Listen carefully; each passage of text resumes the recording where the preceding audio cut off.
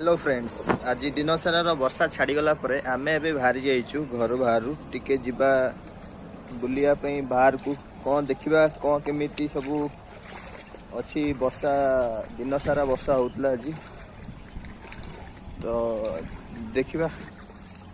तो आमे एबे अच्छु 20 नंबर वार्ड अहमदनगर रे वर्षा दिन सारा हेई जेतु 20 नंबर म्युनिसिपालिटी रे जाउची अहमदनगर जाजपुर रोड रे देखिबा जलमग्न केमिति हेइची को बड़िया सब सुविधा रही नाल नर्दमार जो टिके वर्षा हेबा जोगु अहमदनगर रे पानी को बड़िया हिसाब रे रास्ता अवरोध कर लोक को बड़िया जीवा आसिया पई हैरान होउछन। देखंतु रास्ता ऊपर केते पानी ठियाइची ड्रेन फुल हेगी रास्ता ऊपर को पानी उठिकी रास्ता ऊपर पूरा फुल हो जाइए।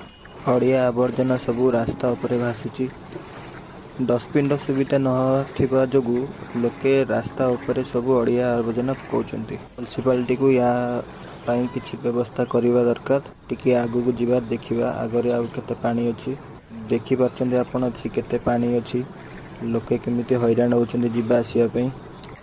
एठी तो पूरा रास्ता बुड़ी की घर पर्यंत पानी आसी जाइछि आपण देखि पाछन चारियाडे पूरा पानी पसी जाइछि घर भीतर पर्यंत। किछि समय गला परे काउंसिलर चेयरमैन आउ तहसीलदार ऑफिसर आसिके पहुंचछन्ती 20 नंबर वार्ड विजिट करिया पई। जेमिति कि आपण देखि पाछन एठी पूरा पानी फुल हो जाइछि सेमाने आछन्ती किछि विजिट करिकि देखिबे कोन यार व्यवस्था करि हबो ताकि को देखिबे। म्युनिसिपालिटी तरफरु किछि सहायता न मिलिबारु गाँ लोक मिसिकी एक जेसीबी मगेइकी रास्ता आउ ड्रेन रो सफा काम करचंदी।